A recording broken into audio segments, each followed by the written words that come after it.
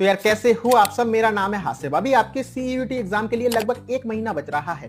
तो आपको इस 1 महीने को कैसे यूटिलाइज करना है, कौन सी ऐसी चीजें हैं जो आपको कंपलसरी है इस 1 महीने में करना। उसके अलावा कुछ बच्चे ऐसे हैं जिन्होंने अभी तक प्रिपरेशन स्टार्ट नहीं की है और वो ये सोच रहे हैं क्या हम इस 1 महीने में प्रिपरेशन करके इस एग्जाम को निकाल सकते हैं।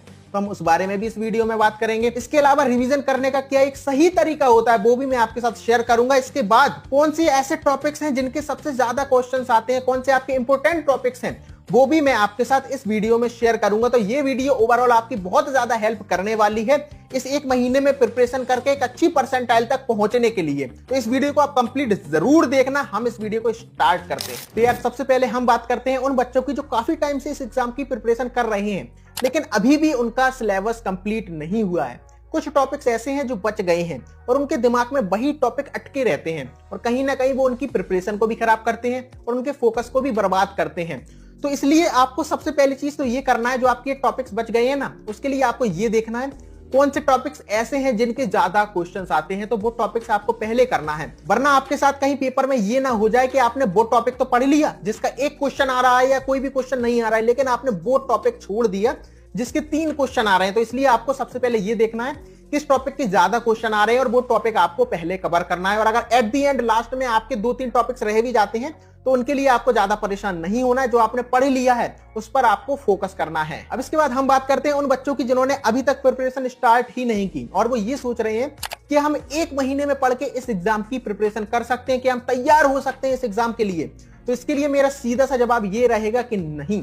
1 महीने में कंप्यूटर, मैथमेटिक्स, लॉजिकल रीजनिंग, ये सारी चीजें आप कवर ही नहीं कर सकते। तो मेरे तरफ से मेरा आपके लिए एक सजेशन ये रहेगा कि अगर आप अभी भी प्रिपरेशन स्टार्ट करना चाहते हो तो आप सीयूईटी की प्रिपरेशन ना करके आप निमसेट एग्जाम की प्रिपरेशन करो, क्योंकि निमसेट के लिए अभी काफी टाइम बचा है। यानी कि जो भी टाइम बचा है इस बचे हुए टाइम में प्रिपरेशन करके निमसेट एग्जाम को क्रैक करना पॉसिबल है, लेकिन सीयूईटी को नहीं। लेकिन अगर आप इसके बावजूद भी आप 1 महीने शिद्दत से प्रिपरेशन करना चाहते हो और सीयूईटी एग्जाम देना चाहते हो तो हाँ, आपको बिल्कुल प्रिपरेशन करनी चाहिए, क्योंकि नॉलेज कभी भी वेस्ट नहीं जाती। लेकिन इस 1 महीने के लिए आप कोई कोर्स वगैरह परचेस नहीं करना, क्योंकि उससे आपके पैसे ही बर्बाद होंगे। क्योंकि उस 1 महीने में आप ना तो पूरा सिलेबस कवर कर पाओगे, ना वो पूरे वीडियो लेक्चर्स देख पाओगे, तो आपके पैसे ही बर्बाद होंगे। तो इसलिए आपको मेरा पर्सनल सीधा सजेशन रहेगा कि अगर आपको आज से प्रिपरेशन स्टार्ट करनी है, go for NIMCET exam. CUET के लिए मत पढ़ो। अब इसके बाद जो अगली चीज आपको करनी है वो ये है कि आपको नए टॉपिक्स की तरफ ज्यादा ना जाकर जो आप पहले टॉपिक्स पढ़ चुके हो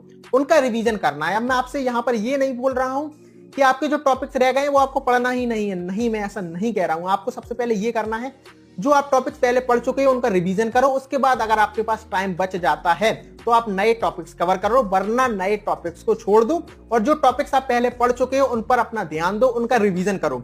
अब रिवीजन करने का सबसे बेस्ट तरीका क्या होता है, अब मैं अगर आपको अपने एक्सपीरियंस के बेसिस पर बताऊं तो जब मैंने 2021 में निमसेट एग्जाम दिया था तो मेरे लिए सबसे बेस्ट तरीका था मॉक एग्जाम्स। जितने ज्यादा से ज्यादा मैं मॉक एग्जाम्स देता था उसमें जो क्वेश्चंस आते थे और जो क्वेश्चंस मेरे से नहीं बनते थे वो मैं नोट्स पलट कर देख लेता था। तो वो मेरे लिए एक सबसे बेस्ट तरीका था, क्योंकि मैंने बहुत सारे एक्सपेरिमेंट करके देख लिए थे। मैंने नोट्स पलट कर रिवीजन करने का ट्राई किया तो वहां पर टाइम ही वेस्ट होता था। मैंने किताब से रिवीजन करने का ट्राई किया तो वहां पर मैं वही फॉर्मूले वगैरह पढ़ता था जो मुझे ऑलरेडी आते थे। एट दी एंड जो मुझे पता चला कि मॉक एग्जाम के थ्रू सबसे बेस्ट रिवीजन होता है। तो आपको इस बचे हुए टाइम में ज्यादा से ज्यादा मॉक एग्जाम्स देने हैं और उनका एनालिसिस करना है। और अगर आप अभी भी मॉक एग्जाम्स नहीं दे रहे हो, आपने अभी भी कोई टेस्ट सीरीज नहीं ली है तो टेस्ट सीरीज जरूर ले लेना, क्योंकि टेस्ट देना कितना जरूरी है मैं अपनी हर वीडियो में आपको बता चुका हूं। और अगर आपको अभी भी कंफ्यूजन है कि आप किस कोचिंग की टेस्ट सीरीज लो तो उसके लिए आप हमें मैसेज कर सकते हो। आपको हमारा व्हाट्सएप नंबर डिस्क्रिप्शन में मिल जाएगा, जहां पर मैं आपको बता दूंगा कि कौन सी टेस्ट सीरीज आपके लिए बेस्ट रहेगी। अब इस वीडियो में मैं आपको कोई टाइम टेबल नहीं दूंगा कि आप 3 दिन ये सब्जेक्ट पढ़ लो, अगले 3 दिन ये चीजें पढ़ लो। ये सारी चीजें बेकार की चीजें हैं मेरे अकॉर्डिंग। आपके लिए कौन सी चीजें प्रायोरिटी वाइज पहली होना चाहिए, कौन सी दूसरी होना चाहिए, वो मैं आपको बता देता हूं। सबसे पहली प्रायोरिटी आपकी होना चाहिए मॉक एग्जाम। डेली आपको एक मॉक एग्जाम देना ही देना है। उसके बाद उस मॉक एग्जाम का एनालिसिस करना है।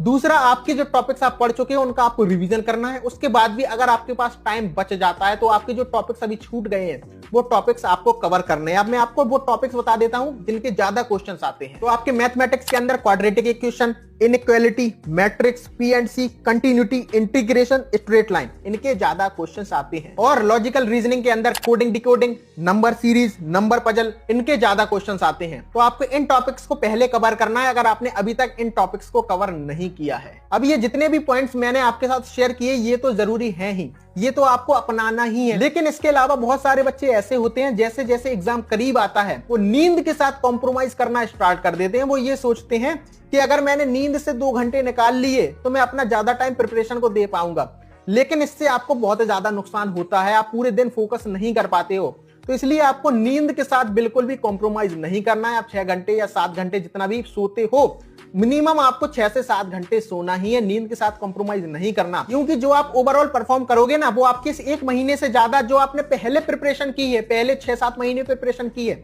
वो चीज ज्यादा बड़ा रोल प्ले करती है। तो इसलिए आपको अपने हेल्थ के साथ कॉम्प्रोमाइज नहीं करना है, ये सोच के कि इस 1 महीने में तो मैं अपनी पूरी जान लगा दूंगा। कहीं आपकी तबीयत खराब हो गई तो आपकी जो आपने पहले मेहनत की है 6-7 महीने की, वो सारी की सारी मेहनत आपकी धरी की धरी रह जाएगी।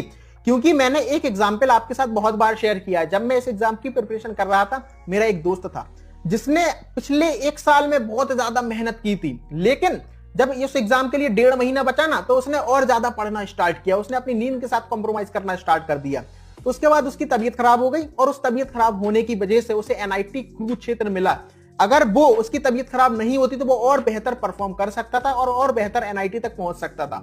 तो इसलिए आप बिल्कुल भी अपनी नींद के साथ या बिल्कुल भी अपनी तबीयत के साथ कॉम्प्रोमाइज नहीं करना। बाहर का कुछ भी इस टाइम पर नहीं खाना, कोल्ड ड्रिंक्स वगैरह जो भी ऐसी चीजें हैं जो आपकी तबीयत खराब कर सकती हैं, आप बेहतर समझदार हो, वो सारी चीजें आपको बिल्कुल भी नहीं करना है।